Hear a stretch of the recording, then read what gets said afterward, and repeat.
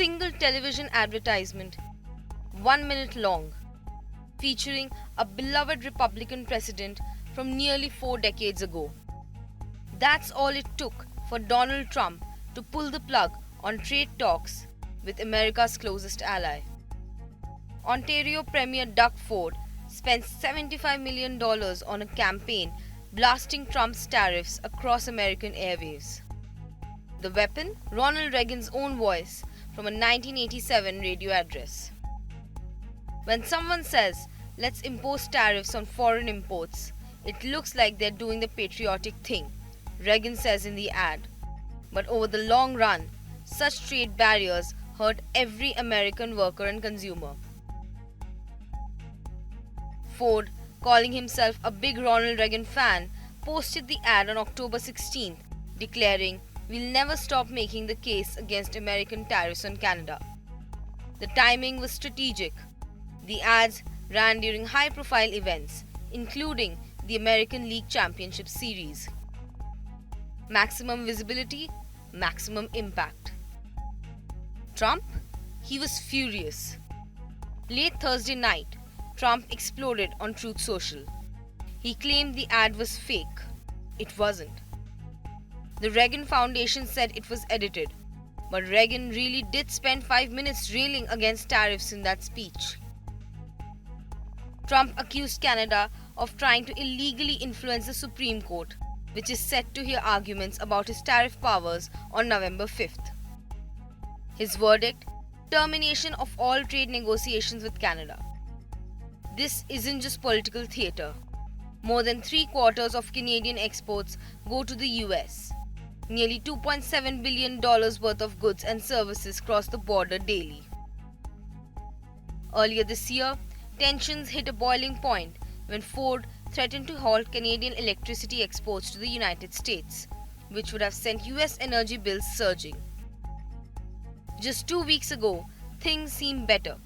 Prime Minister Mark Carney visited the White House. Trump directed his cabinet to get a deal on steel, aluminium, and energy. Progress was being made. Then came the Reagan ad. While Trump raged, Carney stayed diplomatic. All right, good morning. Look, for months we have stressed the importance of distinguishing things we can control and things we can't control.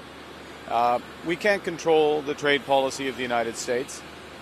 We recognize that that policy has fundamentally changed from the policy in the 1980s, 1990s, 2000s. And it's a situation where the United States has tariffs against every one of their trading partners to different degrees.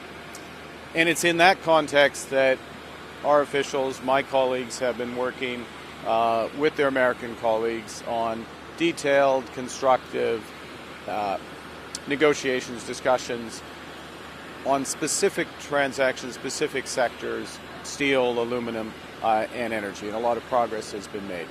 And we stand ready to pick up on that progress and build on that progress when the Americans are ready to have those discussions, because it will be for the benefit of workers in the United States, workers in Canada, and families in both of our countries.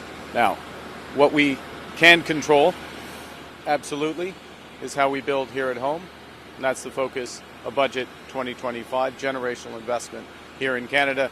And what we can also control, or at least heavily influence, is developing new partnerships and opportunities, including with the economic giants of Asia, which is the focus of this trip. His message was clear. Canada stands ready to advance previously fruitful trade talks when the Americans are ready to have those discussions. Translation: the ball is in Trump's court. Ford initially defended the ad, calling it factual. But after speaking with Carney, he agreed to pause the campaign on Monday so trade talks could resume. But not before one final victory lap. Ford confirmed that the commercial would air during the first two World Series games. The hometown Toronto Blue Jays hosting the World Series? Perfect stage for Canada's tariff message. This is Trump's playbook. In June, he also said he was terminating all discussions on trade with Canada, only to restart them later. One source told CBC News that Trump is genuinely reacting to the ad, not using it as pretext for deeper negotiating tactics. I think the frustration has built up over time. I've been involved in some of these negotiations, and the Canadians have been very difficult to negotiate with. And you look at all the countries around the world that we've made deals with, and the fact that we're now negotiating with Mexico separately reveals that it's not just about one ad, that there's frustration that's built up. But here's the irony. Reagan really did criticize tariffs in that speech. He called them damaging to American workers and the economy. He said they lead to trade wars, raised prices, and job losses. Ford used Reagan's words against Trump, and it worked. Will Trump back down? Or will America's relationship with its largest trading partner remain frozen over a $75 million ad campaign featuring a president who has been dead for 21 years? Carney said negotiations had yielded a lot of progress on steel, aluminium, and energy. That progress now on ice.